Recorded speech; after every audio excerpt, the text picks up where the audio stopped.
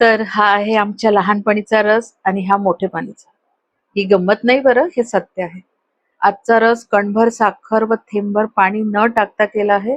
त्यामुळे परफेक्ट रंग, चव आणि जाडी या रसाला आली. त्यावर थोड्या केशराच्या काड्या आणि पिस्त्याचा किस. रस पाहून मन तृप्त होईल आणि खाणं तर नंतर आलं.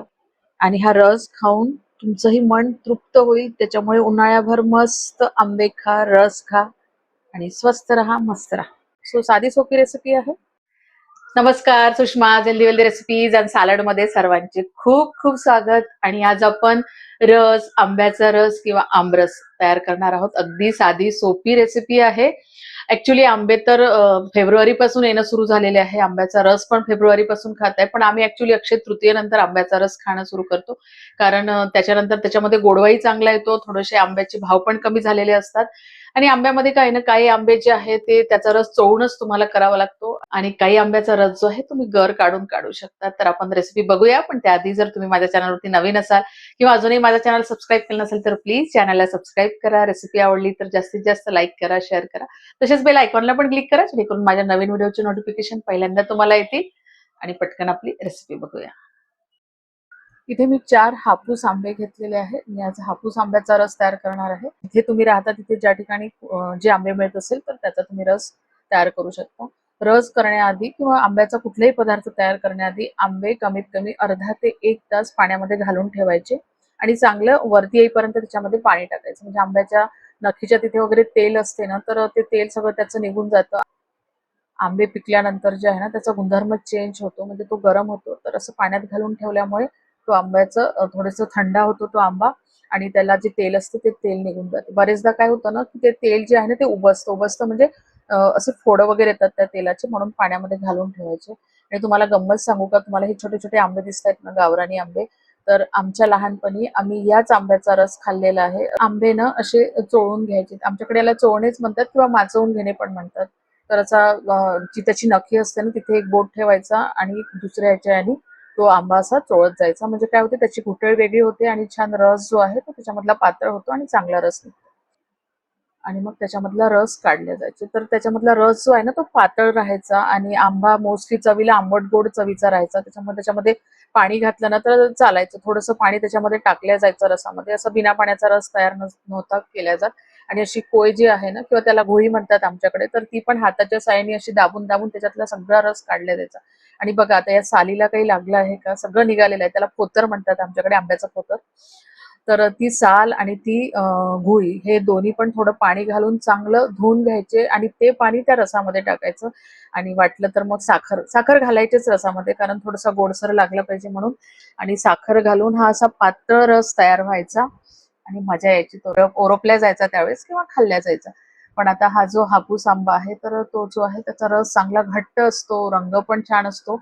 आणि काय आहे ना हापूस आंब्याचं, त्याच्यामध्ये पाणी तुम्ही थोडं जरी पाणी टाकलं ना तर आंब्याचा रस पानचट होतो, बेचव होतो. त्याच्यामुळे हापूस आंब्यामध्ये ना पाणी घालूच नका तुम्ही, कारण तो निपाण्या रस तयार करा, नाही तर त्याची जी टेस्ट आहे ना ती सगळी चालली जाते. तर आता हा रस ना तुम्ही वेगवेगळ्या पद्धतीने करू शकता. आता मी जे आता तुम्हाला दाखवलं गावरानी आंब्याचा चोळून केलेला, तर तुम्ही तसाही रस तयार करू शकता. हे आंबे चोळून जी नखी जी आहे पाठीमागची ती काढून टाकायची. ते तुम्ही नखी काढली की त्याचे सालं जे आहे ना ते सहज निघतात. तर अशा पद्धतीने सगळे सालं तुम्ही काढून घेऊ शकता. तर त्या सालाला काही राहिलेलं नसते, सगळं निघून जातं त्या सालाचं. थोडंफार राहिलं तरी तुम्ही ते खाऊन घेऊ शकता. पूर्ण त्याची सालं काढून घेतली. आणि अजून एक पद्धत आहे, मधला जो मोठा पोर्शन आहे ना, तर मोठे मोठे पोर्शन पहिले आंब्याचे काढून घ्यायचे दोन्ही बाजूचे, आणि मग ते छोटा छोटा राहिला तर तो नंतर काढायचा. आणि आता तिच्या कशा पद्धतीने फोडी करायच्या तेही मी तुम्हाला सांगते. तर बघा, आंबा खूप छान पिकलेला आहे, रंगावरून तुमच्या लक्षात येत असेल. आणि खरंच चांगला आंबा आहे, चवीला पण चांगला आहे. आता हे बरेच जण त्याला कशावरती घासून, चाळणीत वगैरे घासून केल्या जाते. तर तसं करू नका. साधंच केलं तरी आहे, कारण चाळणी ना लोखंडाची असते आणि मग काही वेळानंतर तो रस जो आहे तो काळा पडतो. तर मी अजून विशेष म्हणजे हा रस जो आहे ना ते चिनी मातीच्या किंवा काचेच्या भांड्यात करून घ्या. आता तुम्ही म्हणाल पूर्वी काय चिनी मातीचे आणि काचेचे भांडे होते का?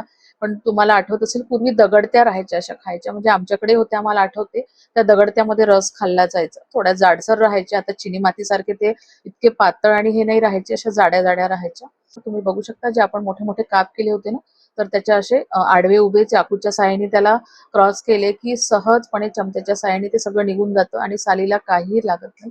तर अशाही पद्धतीने तुम्ही त्याचा पूर्ण मगज जे आहे ते काढू शकता. आणि आता तुम्ही म्हणाल आंब्याच्या रसात काय आहे, पण कला आहे बरं आंब्याचा रस तयार करणे पण. म्हणजे तो प्रॉपर आंबा चोळला गेला पाहिजे किंवा बरोबर तो कट करता आला पाहिजे, तो मिक्सरमध्ये फिरवताना प्रॉपर फिरवल्या गेला पाहिजे, म्हणजे तुमचं ते कॉन्सन्ट्रेशन लागतं. नाहीतर चुकून कोय वगैरे मिक्सरमध्ये जाऊ शकते, एखादं साल जाऊ शकते. तर सगळं कॉन्सन्ट्रेशननी तुम्हाला करायचं असते आणि तेव्हा तो म्हणजे जो स्वाद येतो ना, जेव्हा तुम्ही मध लावून रस बनवता तो काही वेगळाच असतो. आता हा बघा आपण हा त्याची सालं काढून घेतली होती ना, तो आंबा आहे. त्यालाही अशा तुम्ही चाकूच्या साहाय्याने चिऱ्या मारल्या की तोही सहजपणे असा कापला जातो आणि त्याचा जो गर आहे तो सगळा एका ठिकाणी आपल्याला मिळतो. आणि हाताच्या साहाय्याने ती कोय ना थोडीशी अशी प्रेस करून घ्यायची, म्हणजे त्याचं सगळं निघून जातं आणि तुम्ही बघू शकता कोयीला काहीही राहिलेलं नाहीये. आपले चारही आंबे इथे कापून तयार आहे. आता आपण हे मिक्सरच्या पॉटमध्ये घालून घेऊ, कारण मिक्सरमध्ये ना रस चांगला होतो. तुम्ही रवीनी पण करू शकता. वरण घुसळायची जी घुसळणी असते ना त्यानी पण तुम्ही चांगलं एकजीव हे करू शकता. पण मिक्सरमध्ये एकदम मस्त होतो. अगदी बेसनासारखा रस तयार होतो, जो पोळीला म्हणजे ज्याही सोबत तुम्ही खाल, सरगुंड्यासोबत, शेवयासोबत, तर तो रस चांगला पोट होतो. रंग किती छान आलेला आहे रसाला आणि मस्त एकजीव असा हा रस तयार होतो. थिकनेस बघा रसाची. आंबा चांगला पिकला असल्यामुळे रसाचा रंग पण खूप छान आलेला आहे. मी कुठल्याही स्टीलच्या भांड्याचा वापर केला नाही. तर इथे आपण मी चिनी मातीचंच भांडं वापरलेलं आहे. पण रस मिक्सरमध्ये काढून घेतला, पण इमिजिएटली मिक्सरमधला पण रस काढून घ्यायचा.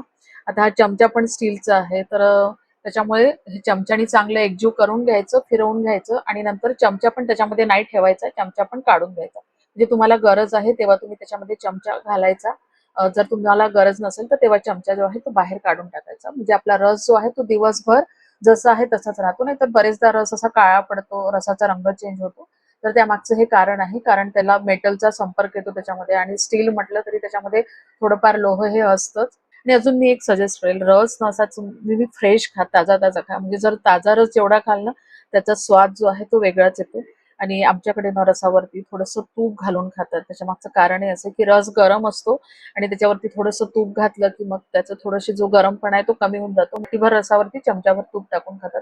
थोड्याशा केशराच्या काड्या टाकू त्या रसावरती, छान दिसेल बघा. रसामध्ये छान लागतं. आणि वरून आपण पिस्त्याचा मी किस केलेला आहे. तो पिस्त्याचा किस असा त्याच्यावरती टाकून देऊ. म्हणजे आहा! सुपर आपली डिश तयार होते आणि तुम्ही उन्हाळ्याभर आमरस एन्जॉय करू शकता. कुरडयासोबत खाऊ शकता. बरेच जण रसामध्ये दूध टाकतात आणि तो रस खातात. तर मी रसामध्ये दूध वगैरे वापरत नाही. पण मला जर आवडत असेल तर थोडंसं दूध तुम्ही फिरवताना घालू शकता त्याच्यामध्ये. रस तयार करून झाला की तो रस जो आहे ना तो झाकून ठेवायचा, उघडा ठेवायचा नाही रस. कारण खूप वेळपर्यंत उघडा राहिल्यामुळे पण रस जो आहे तो काळा पडू शकतो. म्हणून लगेच रस झाल्या झाल्या त्याच्यावरती झाकण ठेवून द्यायचं. व्हिडिओ आवडला तर लाईक शेअर नक्की करा आणि परत भेटूया अशाच एका छानशा रेसिपी सोबत. तोपर्यंत धन्यवाद.